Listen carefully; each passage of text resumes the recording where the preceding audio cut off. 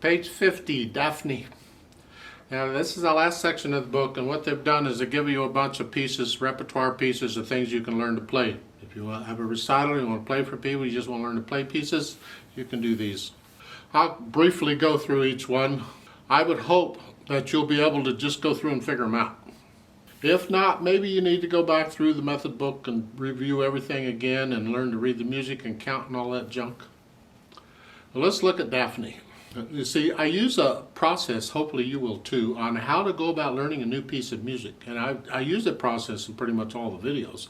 You can have your own process. You decide on your own, but for the videos I'm using mine, and you can change it as you see fit. First thing, as I look it over, I want an idea of how long it is. I just want to know sort of what I'm getting into, because some pieces can be 25, 30 pages long. Ugh. Then I'll look at the clef size, treble and bass clef, because you never know. Now they can change in the middle of the piece, I don't care about that. At the beginning, what are they? And then the key signatures, one flat, so it's either an F major or D minor. And I'll look at the ending on a D major chord. We'll talk about that a little bit later. This is actually in D minor. However, I'm going to be doing the scales on our pages for F major and D minor. And the reason for that is because a piece can go back and forth between the two. Because the key signature is the same, it goes very nicely. It can go from a major to its relative minor and back and forth. But the point is, I know what keys, what notes are in the key. So when I start playing it, I don't worry about the key signature. I just play in that key. Here I'm going to play in the key of D minor. I know what the notes are in D minor, meaning the 7th step, which is C. I'm going to use C sharps instead, because you'll probably see a bunch of C sharps in here. So I just play the notes in the key, and that way I don't worry about it. Because when you get 4 or 5 sharps or flats in there, you think, okay, what's sharp? Just play the notes in the key. Play the notes in the scale. Then you just have to deal with the accidentals. And 3/4 time signature, and I take it one hand at a time because, again, I want a fingering that lets me connect the notes. I want to feel my way around, and I want to feel the melody. And I feel the melody better if I'm not using the same finger for multiple notes like that.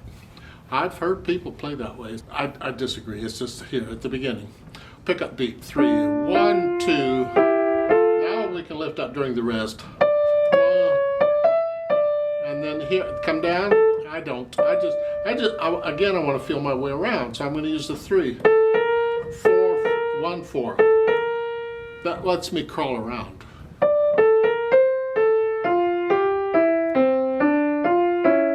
Like so. After the double bars in the second line, that's what, measure, 10 or so? Yeah. And then measure 12. Again, I'm not using 3. I can get away with it because of the articulation, but again, I want to walk around here. So I'm using thumb, it's there. And then I can do a 3, 5 here. And then I'm going to do a 1, 2, and then cross over. Now, there's different fingerings available, and I only discuss this fingering because a lot of times they don't give you much fingering, if any at all, and sometimes the fingering they give you is really wacko. So you need to check it. The fingering, there's certain styles, and the one I teach is I crawl around the keyboard. I don't want to move around and jump around anymore than I have to. Also, I don't cross over the thumb any more than I have to. I do it if I have to, but not unless. Measure 13, I'm here. Going on for the half note, I'm going to cross over. That's my pivot. Cross over, and here. I can't connect this here, but I connect this. So, again.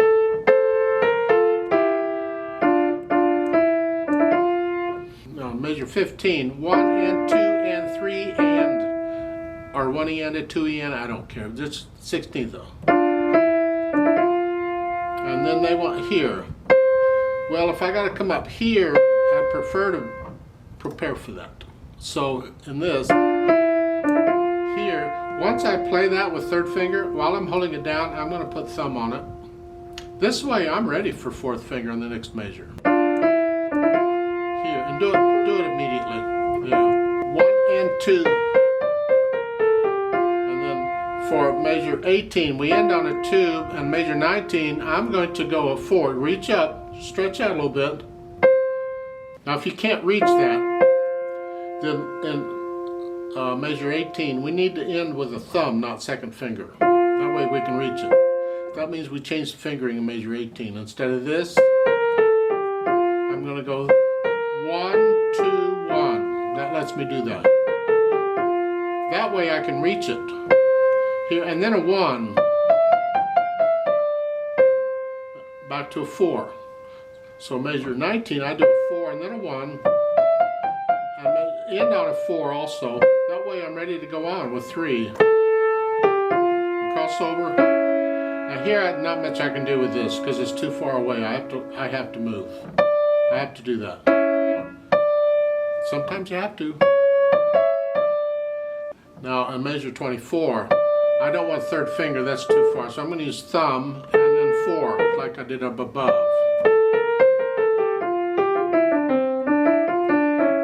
Yeah. So I changed the fingering to accommodate the fingering style that I use. You can use the fingering in the book if you drag, I don't care. Or your teacher may have other ideas. Left hand here, 4. I connected this. Why? Because I could. I'd connect them all if I could.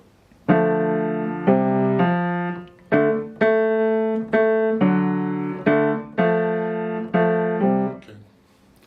Now in measure 6, I do a 5-2 here because I came off a 3-1. I do a 5-2. I just stand here and then I can move up during the rest. And I do a 3-1. This after the double bars. 3-1 and then 5-2. So I'm kind of spread out here. Again, a 3-1 for measure 13. And then a 5-2. I'm not moving around. So they want you to like it. I don't recommend it. I really don't. So I figured out each hand separately. Notes, fingering, rhythm, the whole bit. Then I put the hands together and I'll hesitate. That's okay. F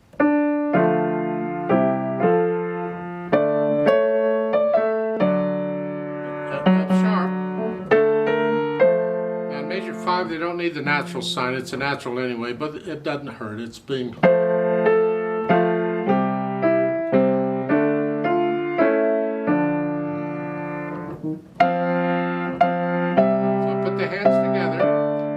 back over just a few measures at a time and I'll work out the hesitations. Keep it slow, but no hesitations. And once I have the hesitations gone, then I add the articulation. Connect it.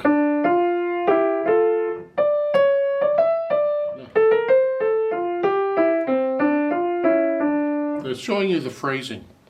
So you'll notice in the second full measure you have around in the middle of a phrase. So you can have silence in the middle of a phrase. That's okay.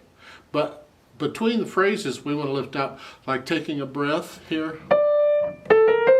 Lift up. In the left hand, I'm just playing it. I'm just trying to connect it.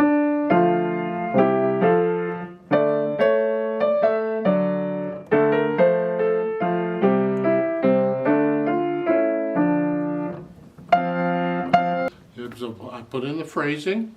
The articulation. I mean, that's the only articulation to give here is phrasing.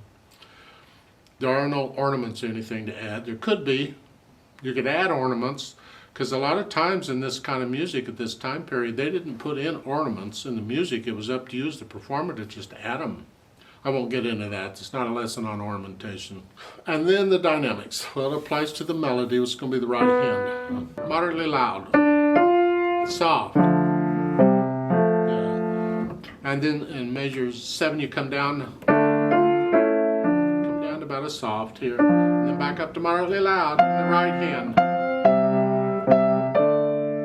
Yeah. So you put in the dynamics. Now once I have the dynamics in, then I think about the speed, and this is just in the middle.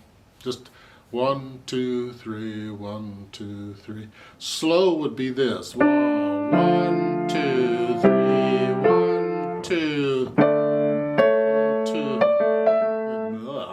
Fast would be that.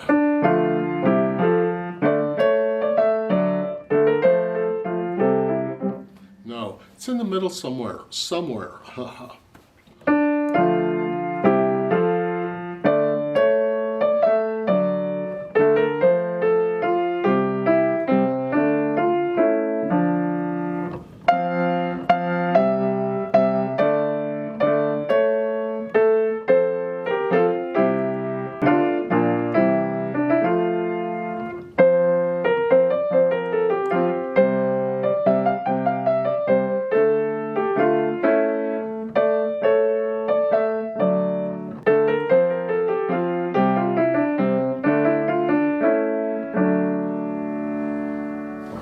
I put in a little retardando. Again, in this time period when this was written, they didn't put in retardandos and things. It was just understood at the end of a piece, you'd slow down a little bit. Yeah,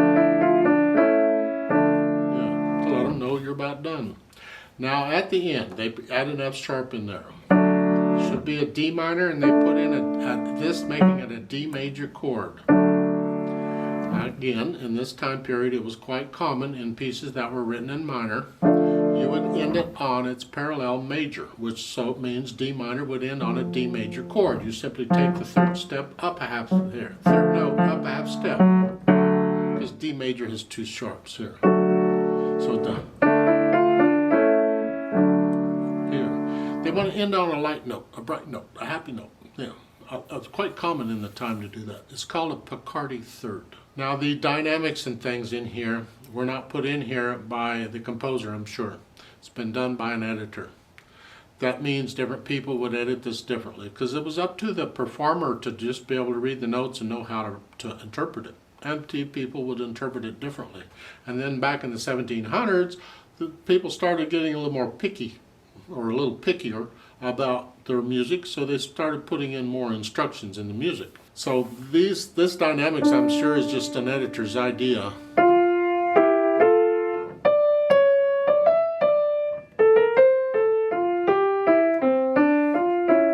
Remember the natural accents. 1, 2, 3, 1, 2. So at the beginning it's to here, to here.